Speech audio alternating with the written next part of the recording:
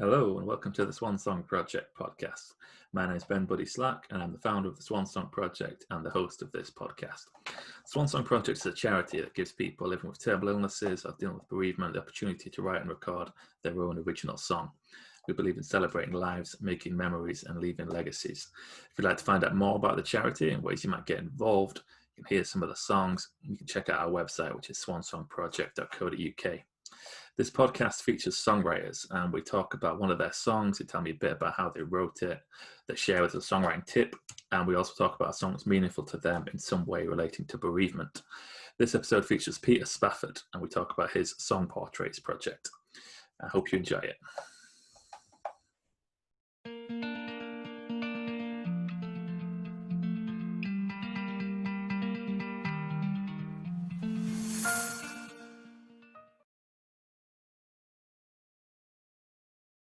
Okay, today I'm here with Peter Spafford. Thanks for joining me, Pete. Hi, nice to see you, Ben. Thank you. I'm looking forward to talking to you.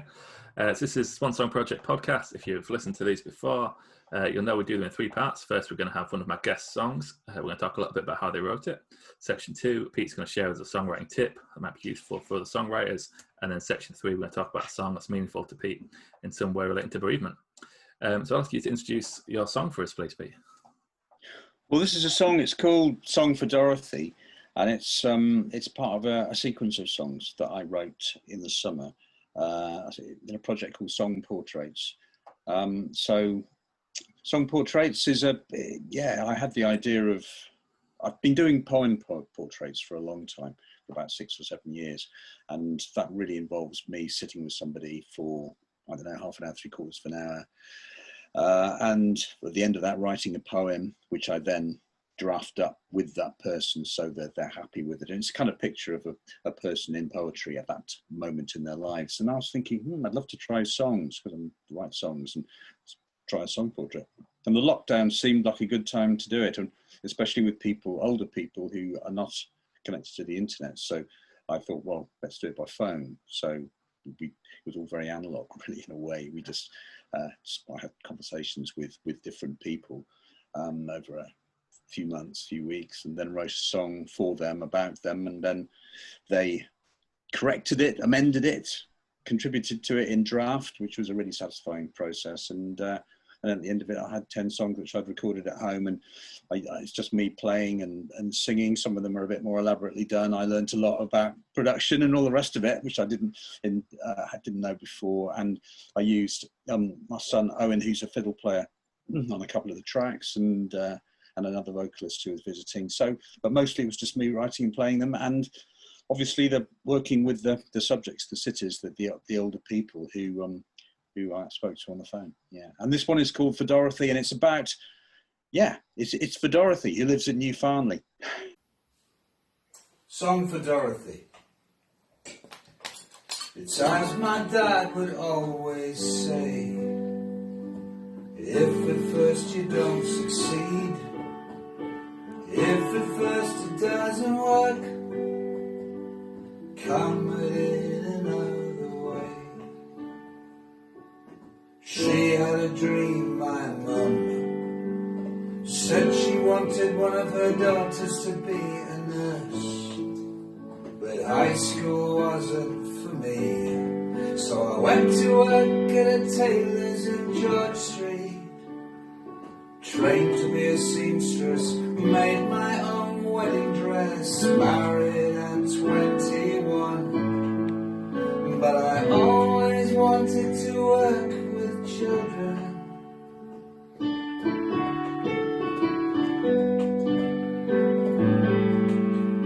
Well, I couldn't be a nurse, wasn't going to be a nurse, so I started on my own a preschool playgroup from home.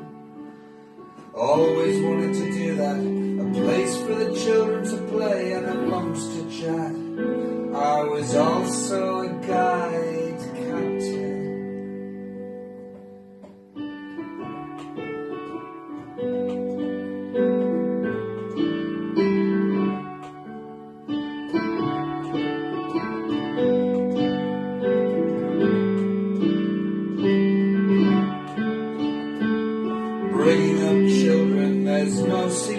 to it.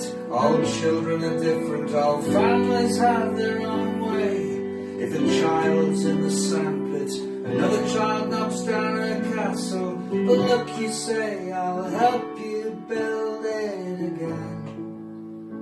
Build another castle. I have 4 great-grandchildren. You keep thinking they've forgotten to ring, but then they do. They're just young, and whatever age you are, this has not been an easy thing. Take your time with the song. It's fine as long as I don't have to sing. It will come in time. It will come in time. It's as my dad would always say, if at first you don't succeed, if at first it doesn't work, come at it another way. It's as my dad would always say, if at first you don't succeed, if at first it doesn't work, come at it another way.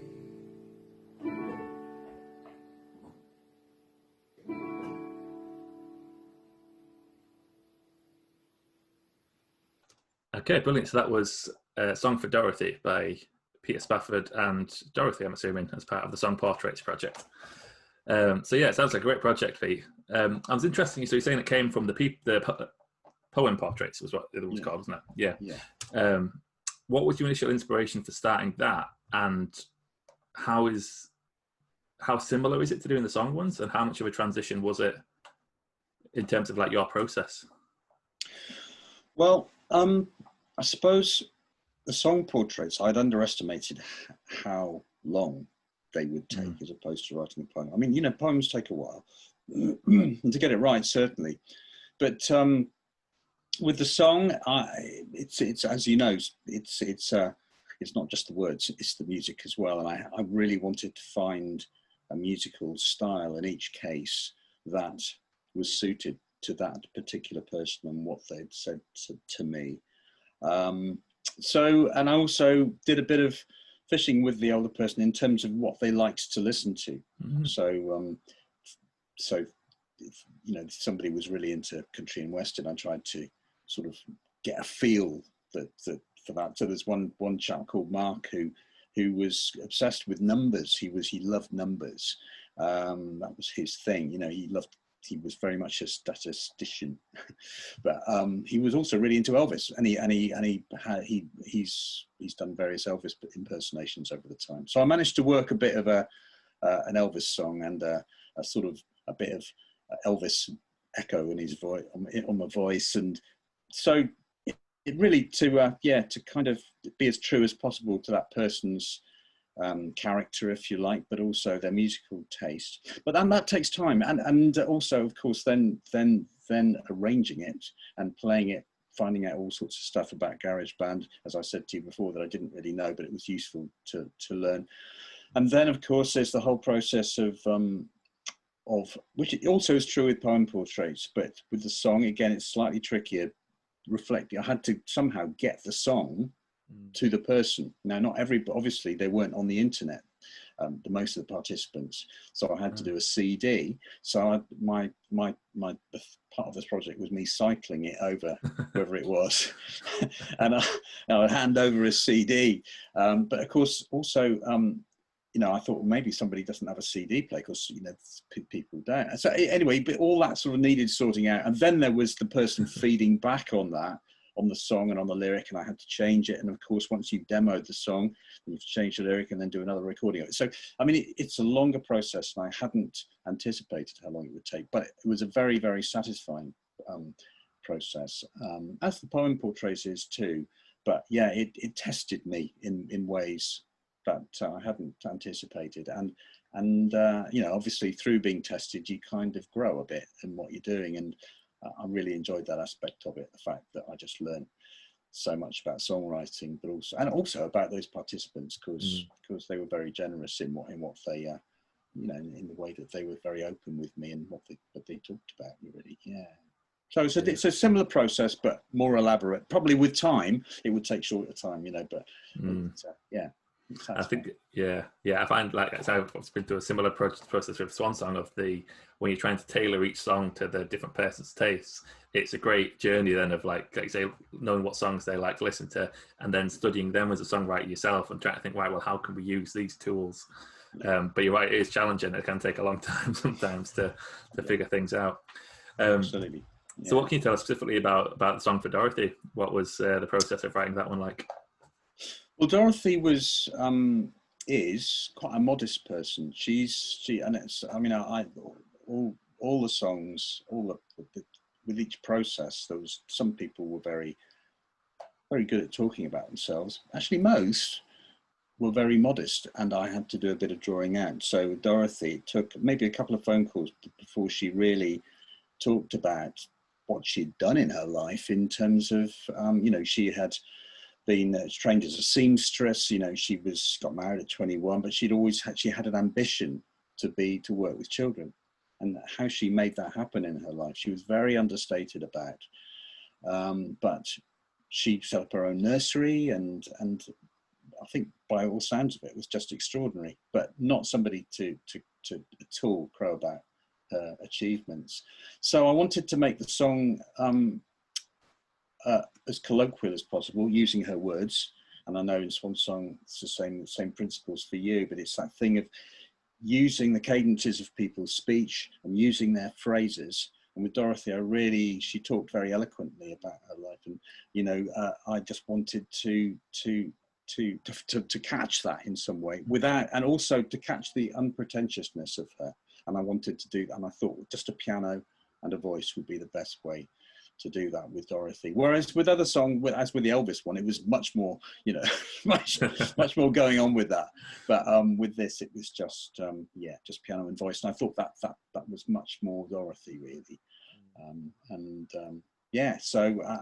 she had this lovely phrase. She said, as my dad would always say, if at first you don't succeed, come at it another way.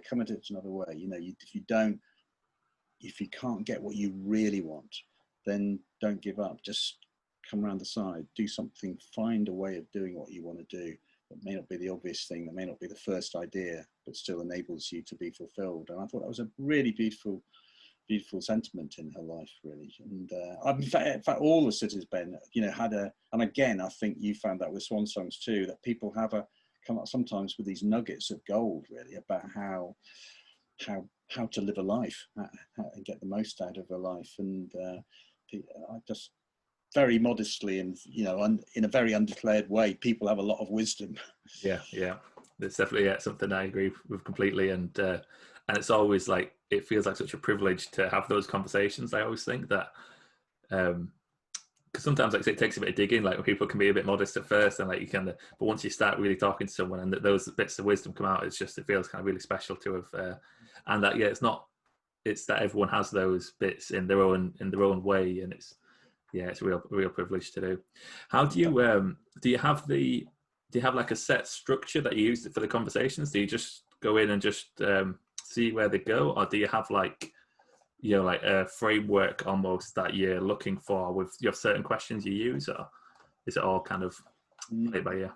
Good question. I to be honest with you, I did play it quite a lot by ear, because I started usually with the present. Because we have been in very particular circumstances. It's my first questions would probably be about how have you been the last few weeks? How are you finding it? Are you getting out? And so people would, to sort of draw people eventually away from the present to maybe to talk about the past a bit, or to talk about their aspirations for the future. And again, it took a bit of digging. You're quite right. I mean, there's one woman called Betty who, I think in the second or third conversation, she said, she suddenly came up with this thing. If I let my neighbour does my shopping, and I let my bag down, my plastic bag down on a line, on a piece of string, and then she takes the bag and then she loads it up and then I haul it up from my balcony. And I just thought that was, you know, it took about 2 or 3 conversations to get to that point where she gave me that gift of an image. So the song was called Lifeline in the end, because it was, and that's, it became about friendship and it, you know, the lifeline of friendship and the phone line and sort of, it, you know, and it's so, I think, yeah, I didn't have a frame. Things kind of worked their way towards the right image to take away for the song, or the right phrase to build the song around. And sometimes that would take a while. I think if I'd had a questionnaire, yeah, it wouldn't have been as satisfying. And I don't think it would have worked, actually. I think people also sense that. I'm sure you, again, you found this. If people sense that it's like a market research thing on the street, they're resistant to it. But if you really listen and then go with that flow, I think more will come. Yeah, definitely. I think you're right. I think that there is a way of doing songs that way, where like it's follow this step-by-step guideline, but that's not a way of writing the songs that are properly personal and meaningful. Because I think, like, say, to have them, you need to have that connection and allow these things to just unfurl as they do. I think it's often the. Sorry, Ben. No, I was going to say it's also it's almost like the asides, the people, things that people say almost incidentally. You know, that I think you really have to be on the alert for, and those come out of conversation. Yeah. When people are relaxed and enjoying the conversation, because it's the same way when you're writing your own songs. It certainly is for me. That when you like, right, I'm going to write a song now, it's really hard to get any ideas out. But then when you just kind of like letting things flow, that's when the good nuggets come out, and that's when the original and the interesting ideas come from. Yeah, absolutely. Yeah, no. Yeah, it's a great project. Do you have? How long did it take you in terms of like how much time do you spend with the person? Do you have a set amount of conversations, or do you just kind of, again, just see how it goes and play it by ear? No, but very much playing it by ear. I think probably on average, I had maybe 4 conversations, and each one maybe sort of 20 minutes to half an hour. And would you work on the songs between the conversations, or would you have all your conversations and then go and work on the song? I think I would, usually I would have the conversations and then, obviously take notes as I was having the conversations. And then I would, I go, right, thanks very much. And Dorothy, I'm going to come back to you with the draft of a song. It'll be in a week or 2. And then there'll be a little bit of a gap. Then I'd deliver the song. Or occasionally there'd be something I wanted to check up on. You know, it's that thing of, did Dorothy really say that? And was she that? And I think that for me was the really, really great thing about, I mean, it's happened with poem portraits too, but particularly in this project, that the way that people take ownership of it. So that when I asked people if they wanted to change anything, because my phrase is that I want it to sit right with you. You know, it has to sit right. If something doesn't sit right, then tell me. And Dorothy made a really interesting, she said, because at one point I'd got, if a kid is in the sand pit, another kid knocks down her castle, look, you know, I'll help you build it again. You build another castle rather than tell the other kid off. And she said, and I had something about, so I used the word kid, and then she got back to me and said, I'm really sorry, but I don't use the word kid. I never use the word kid. I use the word child. And I thought, yeah, absolutely right, because otherwise it's not you, it's somebody else I'm writing about. So you feel slightly chastened, but you know, she was so nice about it. So that was one instance, but also she said something else that was really, really, anyway, I mean, I can't remember, but there was just a slight alteration which for me indicated that she had really taken it on, that it was important to her. And I think Etta was a woman I wrote. She comes from a Caribbean background. She was very much involved. She discovered the internet over lockdown. She said, I was, you know, her phrase was, I was a lunatic to the internet before lockdown, before COVID, and COVID has made me discover this world of the internet. So she downloads recipes of Caribbean spice buns and all the rest of it. But she really, really wanted me to get it right, and actually she put me through it, but it's a better song because of that. But you know, I'd get emails from Etta when she said, no, that's not right, and that's not right, and could you do that, and could you do that? But you know, that's what it's about. And if you go into that process with eyes open and you invite that, then you expect it and you've got to deal with it. Yeah, that's brilliant, Pete. I think you've got the right attitude with it completely. And I always think it's so interesting with, like, say, those kind of two words that might mean the same thing to one person, but don't to another. Yeah. And how important it is to get those specific ones right. And it's, you know, it's a testament to, it shows how comfortable they are with working with you, that they're willing to, because also it can be difficult for the person to make those, you know, minor adjustments that might seem silly to someone else, but you're right, it has to sound like their voice, otherwise it's kind of, we're missing the point of the process, aren't we? If we're writing the song for them, they need to be happy with the way it sounds. And it's, I've had it in interviews and things where, like, someone's written something that you've said and it's just like, it's just slightly off, and you're like, that's just not the way I'd say it, and you feel a bit weird about it. And with a song, that's, in this situation, it's just even more so. Yeah, no, it's really, really important to get it right. And I think it's, as you say, just one word out of place or one word that doesn't feel real to them, and you've created a bit of you can feel a sort of distance open up, I think, and they wouldn't then sort of own the song or want it to be heard because it's okay. But, and also, you know, actually the nice thing about the rest of the song was that she said, oh, my family, my daughter heard it. And she said, yeah, that's you. Yeah. And I thought, that's okay. So she's not saying it's a great song, which is, you know, she's saying, which, you know, I wouldn't expect anyway. But yeah, that's you. That's fine. That does it for me. You know, however much you want people to be, you know, a bit gushy about something you've done. Actually, it means far more when somebody just says it's true or it's right. You know, in this instance, anyway. Yeah. No, it's been a lovely project. Actually, I've really, really enjoyed it, and you know, I'd like to roll it out and do some more. I'm going to apply for some funding to expand it and to involve other musicians to play on the songs and to arrange and to make it, to broaden it out in terms of participation of other musicians, and maybe really try and target particular communities in the city too. So that's a project I'm just building up my strength and to go through all that application process, which is not my thing. Yeah, it's a difficult part of these kind of projects, isn't it? But it's got to be done. So you say you've done 10 of them so far? Actually, I did 9. I said I was going to do 8. Leeds Inspired, I should say this, Leeds Inspired funded it, and they've been very supportive of it. And I said I'd do 8, but I did 9 in the end because I didn't want to disappoint the 9th person. And also I did a 10th song, which was a setting of some letters between an older person and a younger person in a fantastic project called Pens to Pals, set up by Fall Into Place Theatre in Seacroft. And they set up during lockdown, a lovely correspondence process, you know, older people and children corresponding. And I just, as a way of warming up to the song portraits, I set some extracts from those letters in the song. So I included those in the portraits, yeah. Yeah. And are these available online somewhere where people can find out more information, listen to them? Well, they are. They're under my moniker, which is Edible Tent. So that's what I tend to do stuff under when I do things on my own. So Edible Tent at SoundCloud. So cool. That's one. But I am planning to make an album and put it on Bandcamp and try and raise a bit more money towards the next process as well. But you know, that's not quite done. Yeah, we'll put all the links in the description anyway, so if anyone listening to this wants to go and check them out, they can do. Find out some more about the project, and yeah, I hope you get some more funding and can roll it out further. That's a similar thing what we've started doing with Swan Song, is using affiliate artists. And it's something I always kind of wanted to do, because the workload can become difficult for one person, and the variety of genres, as we were talking about, that was always a big thing for me. Like if someone wants a jazz song, I know one jazz chord, I'd rather be able to say, like, right, let's get a proper jazz musician in to do this, rather than my poor rendition of it. So hopefully, I hope it all goes well for you and you get some more funding to roll it out. And you.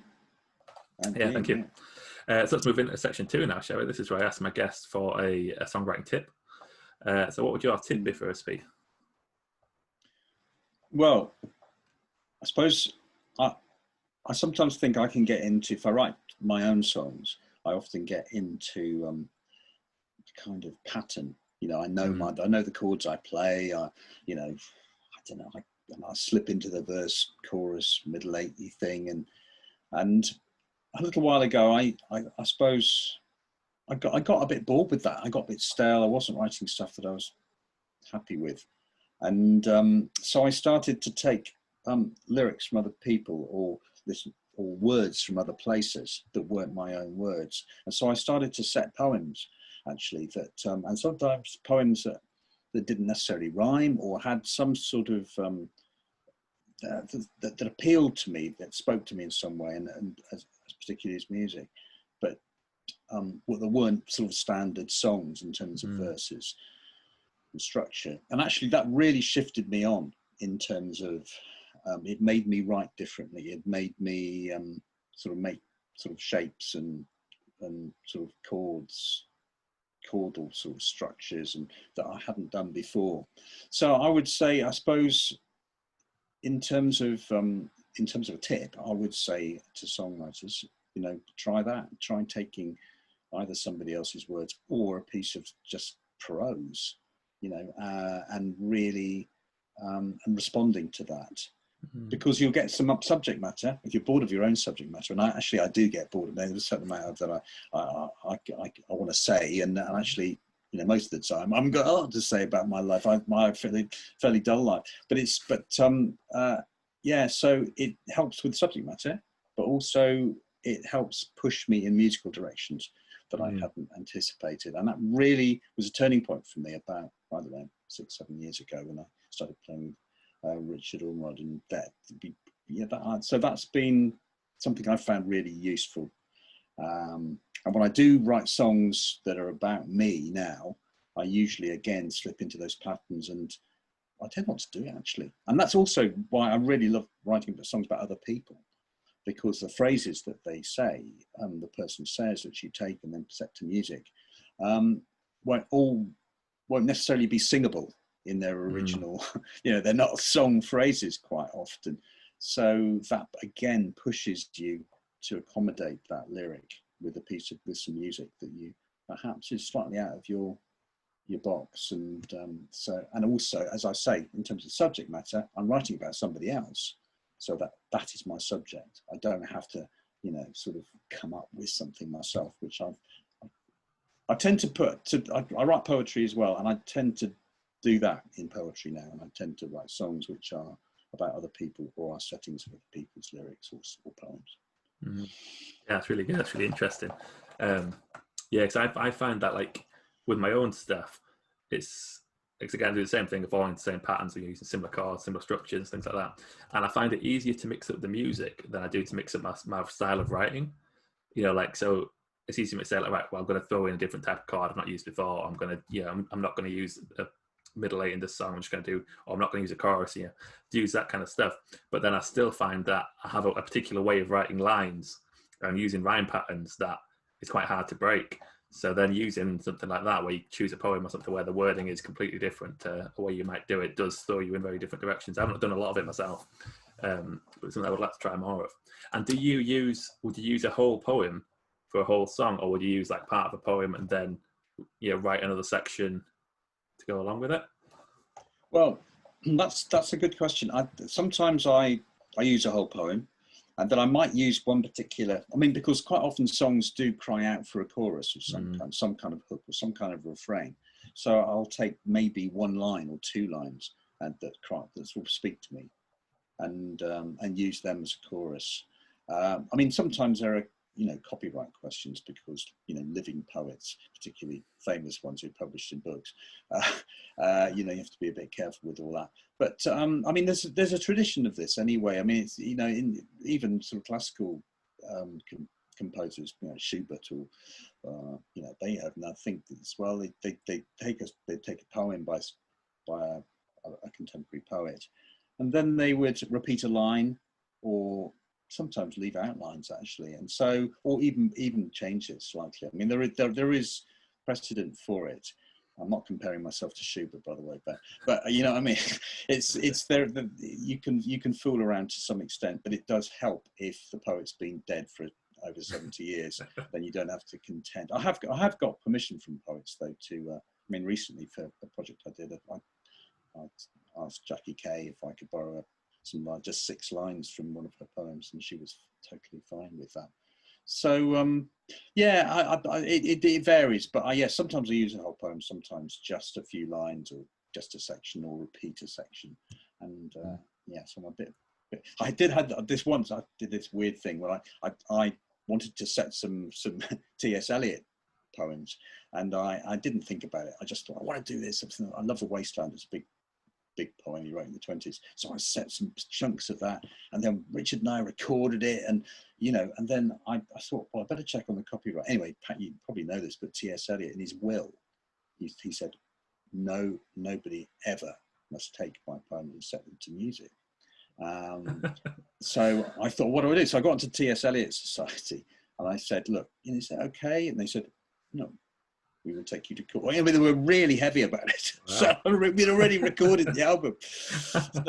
So basically, we just kept the music, and then I had to rewrite the lyrics on the template of T.S. Eliot, basically. So it sounds a bit like T.S. Eliot, but it's not T.S. Eliot.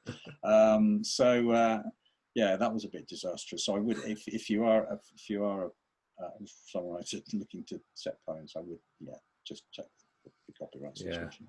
Yeah. And you can use it as just an exercise, can't you, if you're not going to do anything with them anyway, regardless. I didn't know that about T.S. Eliot's thing. Well, the thing is, sorry, just to add, because somebody will say, what about cats then?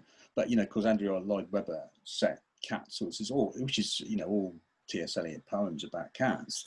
But apparently, and they still said, no, he's not allowed to. He just pays the fee every year. Oh, wow. He pays the penalty, which is, God knows how much. It's probably about £1 million, but he can afford it. Wow. I didn't know that. I've been on a real Bob Dylan fix recently.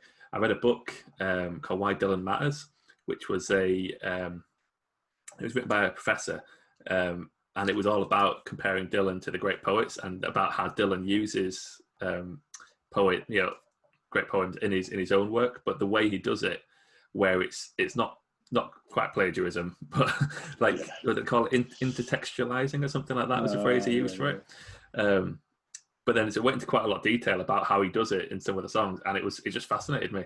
So the song Highlands. It's off Time Out of Mind. I think it was his first epic one. I think it's 16 minutes, but that's inspired by Robert Burns' poem, "My Heart's in the Highlands," and he's done it over and over again. Where there's loads of little references in different songs, but where he's taken one like that, where it's a great poem, and then he's kind of expanded on it in his own way. And it's fascinating. But there was an interview with Dylan where he mentioned in the book where he'd said that people think this is easy, but it's actually really hard to take something like that and then use it in a way which you're not just stealing it, but you kind of bringing it forward in a way, if that makes sense. So you're trying to kind of capture the same spirit or something from that piece of work and reference it, but also add to it in some way. So you're saying I'm not ripping it off. I'm adding to the tradition. yeah, that's right. Fair enough. Yeah. Well, nobody's going to be tackling Dylan on it. If they are, they might ask him for would you mind contributing to the Robert Burns Foundation? And I'm sure they would be quite happy with, rather like the T.S. Eliot Society. I hope they don't get on to you about this anyway.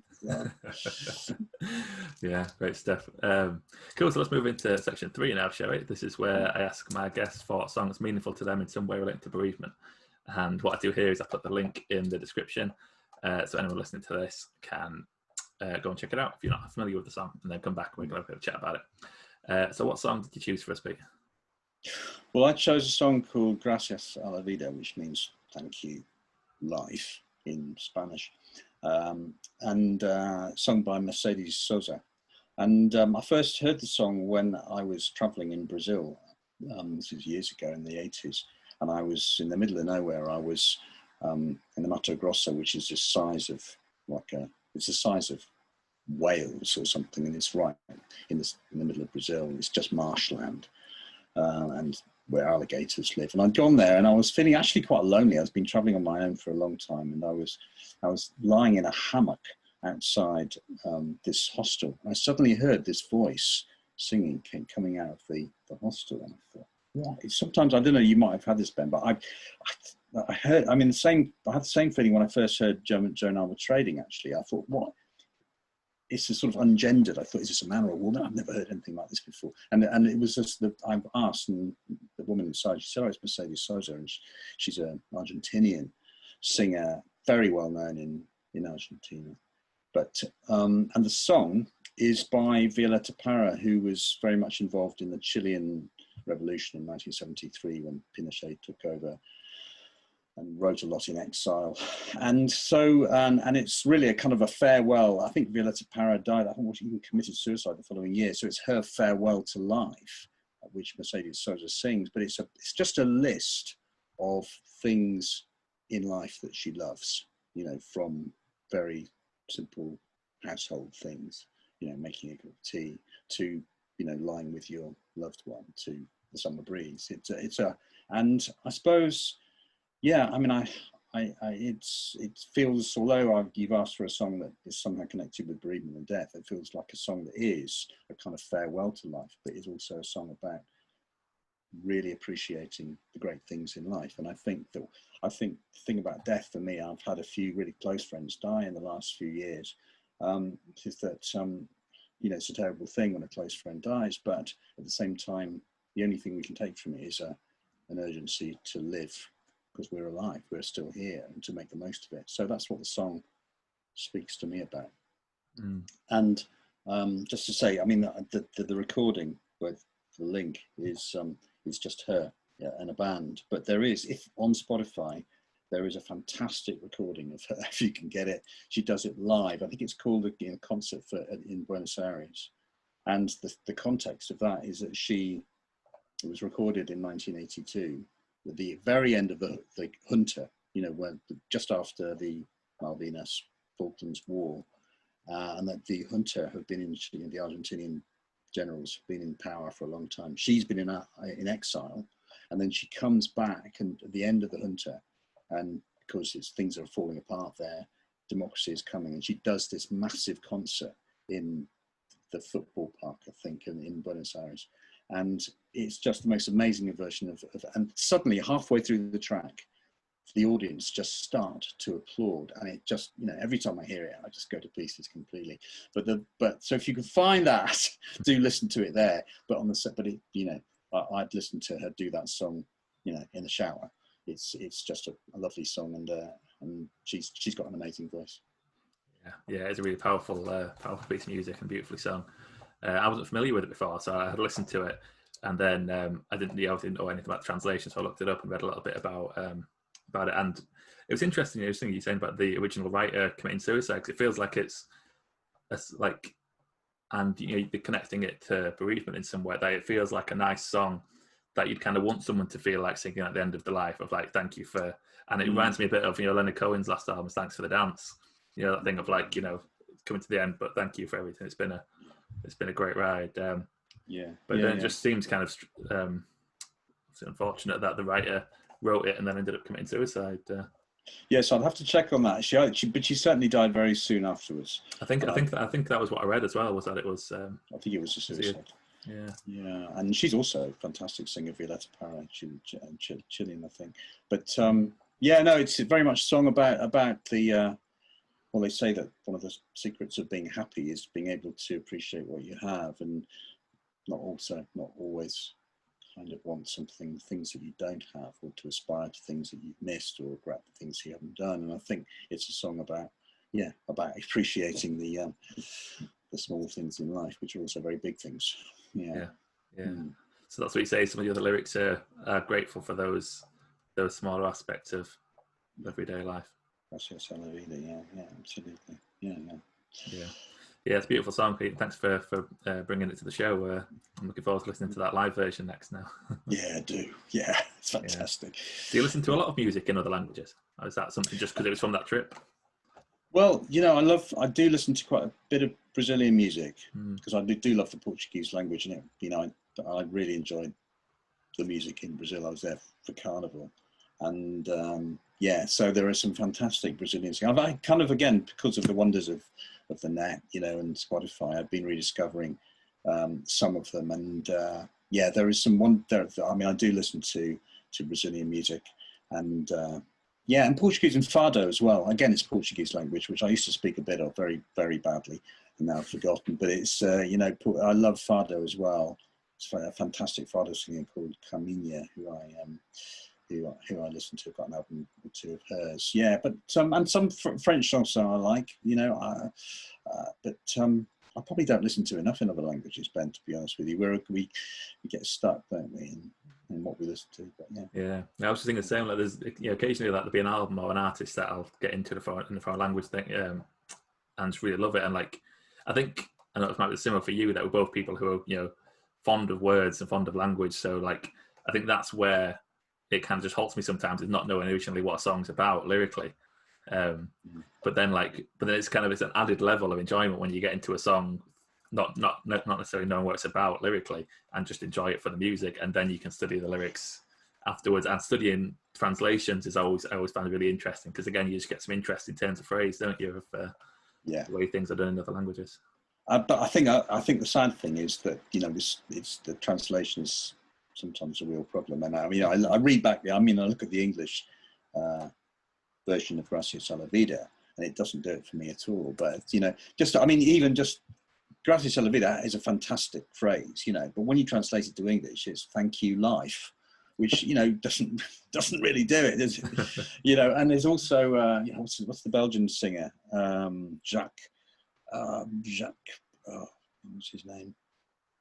The guy who wrote Ne me quitte pas. But he's fantastic, very guttural Belgian French, and the words are absolutely wonderful in French. And French speakers go, you translate that. It's like the Rod McEwen translation of Ne me quitte pas, which is if you leave me now on a summer's day, then it's awful. Whereas in the original French, he said, he talks about, I'll be your, if you let me stay, then I'll do anything. I'll be your shadow. I'll be the shadow of your shadow. I'll be the shadow of your dog.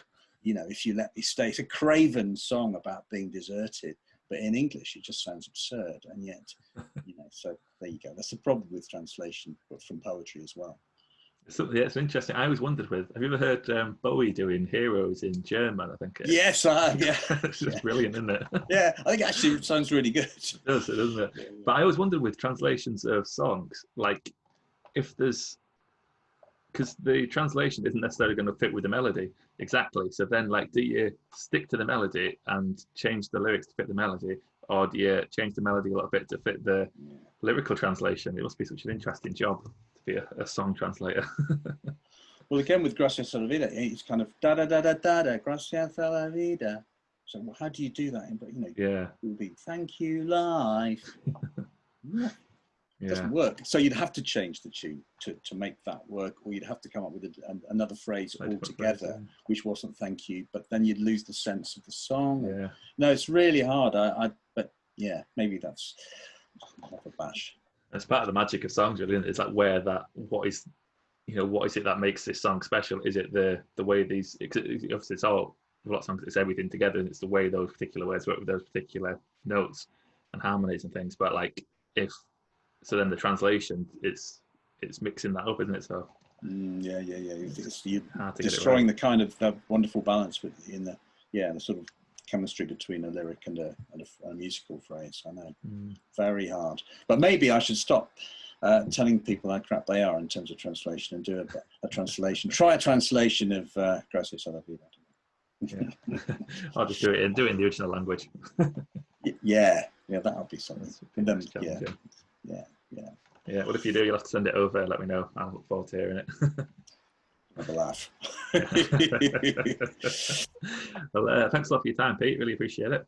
No, it's been really nice to talk to you, Ben. Yeah. Thank you very much for having me. Yeah, it's a pleasure. And keep up the good work with Song Portraits. Keep me posted on developments. And I wish you best of luck with that. Cheers. Thanks, Ben. Thanks a lot. Thank you. And thanks everyone for tuning in. I'll be back with another episode soon.